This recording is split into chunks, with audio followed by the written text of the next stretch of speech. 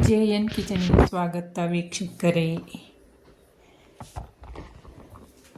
Subscribe ಮಾಡಿಕೊಂಡು ವಿಡಿಯೋವನ್ನು watch ಮಾಡಿ. ನಿಮ್ಮ ಫ್ರೆಂಡ್ಸ್ ಫ್ಯಾಮಿಲಿಗೆಲ್ಲ ಹೆಚ್ಚು ಶೇರ್ ಮಾಡಿ. ವಿಡಿಯೋ ಇಷ್ಟ ಆದರೆ ಲೈಕ್ ಮಾಡಿ. ನಿಮ್ಮ ಅಭಿಪ್ರಾಯ ಅನಿಸಿಕೆಯನ್ನು ಕಮೆಂಟ್ ಮುಖಾಂತರ ತಿಳಿಸಿ.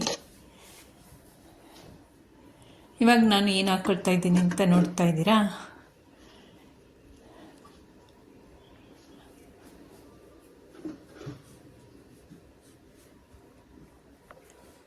ಮೊದಲೇ ಒಂದು ಕುಕ್ಕಿಂಗ್ ಪಾತ್ರೆಯನ್ನು ಇಟ್ಟಿದ್ದೇನೆ ನಾನು.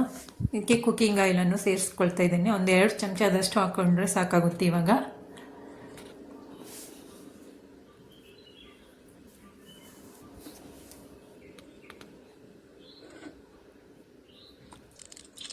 ಇವಾಗ ಒಂದು 4 ಮೊಟ್ಟೆಯನ್ನು ಸೇರಿಸ್ಕೊಳ್ತಾ ಇದ್ದೇನೆ ನಾನು. ನೀವು ಎಷ್ಟು ಬೇಕಾದರೂ, ನೀವು ಜಾಸ್ತಿ ಜನ ಇದ್ದರೆ ಜಾಸ್ತಿ ಕ್ವಾಂಟಿಟಿಯಲ್ಲಿ ಮಾಡ್ಕೊಳ್ಳಿ. ಇದು 2 ಜನ ಇಲ್ಲಾಂದರೆ 3 ಜನ ತಿನ್ಬೋದು. ಇದಕ್ಕೆ ಬ್ಲ್ಯಾಕ್ ಪೆಪ್ಪರ್ ಪೌಡರನ್ನು ಹಾಕ್ಕೊಂಡಿದ್ದೇನೆ. ಕಾಳು ಮೆಣಸಿನ ಪುಡಿ, ಇದು ಮನೆಯಲ್ಲೇ ಮಾಡಿರುವಂತಹ ಪೌಡರ್. ಇವಾಗ ರುಚಿಗೆ ತಕ್ಕಷ್ಟು ಉಪ್ಪನ್ನು ಹಾಕ್ಕೊಳ್ತಾ ಇದ್ದೇನೆ. ನಾನು ಪಿಂಕ್ ಸಾಲ್ಟ್ ಹಾಕ್ಕೊಳ್ತಿದ್ದೇನೆ. ನೀವು ಮಾಮೂಲಿ ಉಪ್ಪಿನ ಪೌಡರ್ ಇರುತ್ತಲ್ವ, ಅದನ್ನೇ ಹಾಕ್ಕೊಂಡ್ರೆ ಸಾಕಾಗುತ್ತೆ. ಇವಾಗ ಎಲ್ಲವನ್ನು ನೀಟಾಗಿ ಮಿಕ್ಸ್ ಮಾಡಿ ಬೇಯಲಿಕ್ಕೆ ಬಿಡೋಣ. ನೀವು ಇದೇ ರೀತಿ ಒಂದ್ಸಲ ರೆಸಿಪಿಯನ್ನು ಮಾಡಿ ನೋಡಿ. ಸ್ವೀಟ್ ಟೈಮ್ ಸಿಂಪಲ್ ಆಗಿದೆ ನೋಡಿ. ಎಲ್ಲರೂ ಇಷ್ಟಪಟ್ಟು ತಿಂತಾರೆ ಮನೆಯಲ್ಲಿ. ಬೆಳಗಿನ ಬ್ರೇಕ್ಫಾಸ್ಟಿಗೂ ಮಾಡ್ಕೊಳ್ಬೋದು, ಮಧ್ಯಾಹ್ನದ ಮಕ್ಕಳ ಲಂಚ್ ಬಾಕ್ಸಿಗೂ ಮಾಡ್ಕೊಳ್ಬೋದು, ಇಲ್ಲಾಂದರೆ ಸಾಯಂಕಾಲದ ಊಟಕ್ಕೂ ಮಾಡ್ಕೊಳ್ಬೋದು.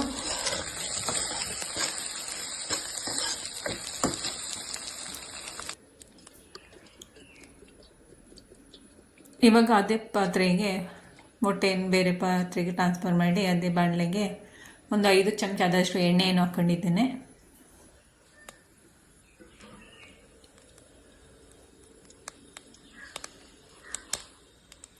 ಎಣ್ಣೆ ಬಿಸಿ ಆದ ನಂತರ ನಾನು ಇದಕ್ಕೆ ಶುಂಠಿ, ಬೆಳ್ಳುಳ್ಳಿ, ಚಿಕ್ಕ ಹಸಿಮೆಣಸಿನಕಾಯಿ, ಗಂಧರಿ ಮೆಣಸು ಅದನ್ನು ಜಜ್ಜಿ ಈ ರೀತಿ ಪೇಸ್ಟನ್ನು ಹಾಕ್ಕೊಂಡಿದ್ದೇನೆ. ಎಣ್ಣೆ ಇಷ್ಟೇ ಸ್ವಲ್ಪ ಫ್ರೈ ಆದ ನಂತರ ಒಂದು ಈರುಳ್ಳಿಯನ್ನು ಉದ್ದುದ್ದಾಗಿ ಕಟ್ ಮಾಡಿ ಹಾಕ್ಕೊಳ್ತಾ ಇದ್ದೇನೆ ನಾನು. ಇದಕ್ಕೆ ಸಣ್ಣದಾಗಿ ಕಟ್ ಮಾಡಿರುವಂತಹ ದಪ್ಪ ಮೆಣಸಿನಕಾಯಿ, ಕ್ಯಾಪ್ಸಿಕಮನ್ನು ಸೇರಿಸ್ಕೊಂಡಿದ್ದೇನೆ. ಇವಾಗ ನಾನು ಇದಕ್ಕೆ ಸ್ವಲ್ಪ ಮೊಟ್ಟೆಗೋಸನ್ನು ಉದ್ದುದ್ದಾಗಿ ಕಟ್ ಮಾಡಿ ಹಾಕ್ಕೊಳ್ತಾ ಇದ್ದೇನೆ.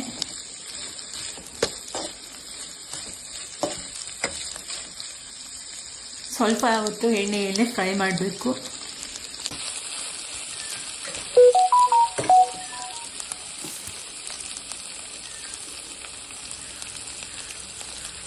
ಇದಕ್ಕೆ ರುಚಿಗೆ ತಕ್ಕಷ್ಟು ಉಪ್ಪಿನ ಪೌಡರನ್ನು ಸೇರಿಸ್ಕೊಳ್ತಾ ಇದ್ದೇನೆ ನಾನು.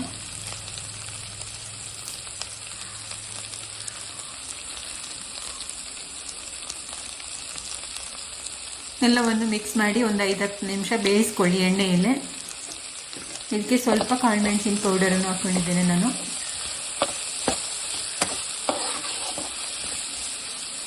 ನೀವು ಬೇಕಾದರೆ ಅಚ್ಚ ಖಾರದ ಪುಡಿಯನ್ನು ಸಹ ಹಾಕ್ಕೊಳ್ಬೋದು. ಒಂದು ಟೊಮೆಟೊ ಹಣ್ಣನ್ನು ಚಿಕ್ಕದಾಗಿ ಕಟ್ ಮಾಡಿ ಹಾಕ್ಕೊಂಡಿದ್ದೇನೆ.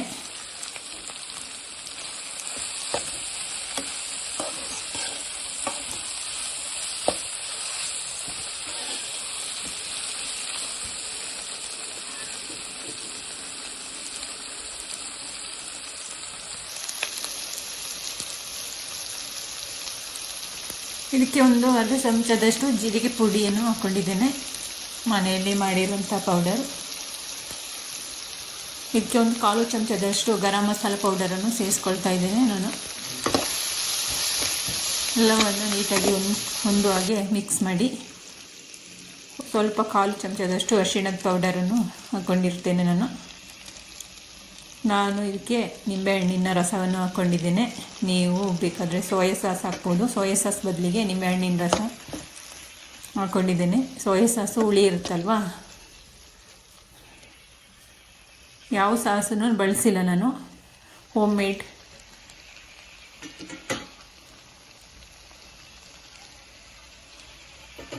ಇವಾಗ ಮೊದಲೇ ರೈಸ್ ಮಾಡಿ ಇಟ್ಕೊಂಡಿದ್ದೇನೆ, ಅದನ್ನು ಹಾಕ್ಕೊಂಡಿದ್ದೇನೆ ನಾನು. ಇವಾಗ ಬೇಯಿಸಿಟ್ಟಿರುವಂತಹ ಮೊಟ್ಟೆಯನ್ನು ಹಾಕ್ಕೊಳ್ತಾ ಇದ್ದೀನಿ. ಇದು home made egg fried rice. ಮನೆಯಲ್ಲೇ ಮಾಡಿಕೊಡಿ, ಮಕ್ಕಳಿಗೂ ಮಾಡಿಕೊಡಿ. ಎಲ್ಲರೂ ಇಷ್ಟಪಟ್ಟು ತಿನ್ನುವಂತಹ ರೆಸಿಪಿ ಇದು.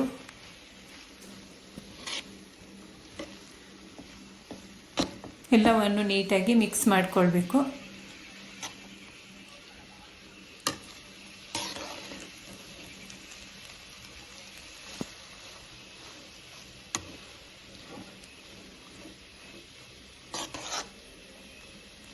ನಾನು ಕೊತ್ತಂಬರಿ ಸೊಪ್ಪು ಮತ್ತು ಕರಿ ಲೀವ್ಸನ್ನು ಸಹ ಹಾಕ್ಕೊಂಡಿದ್ದೀನಿ.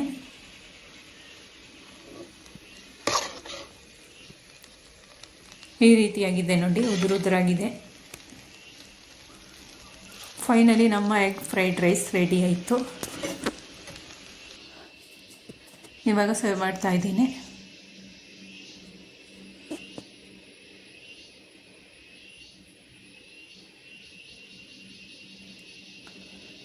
Thank you for watching. ಎಲ್ಲರಿಗೂ ಬಾಯ್.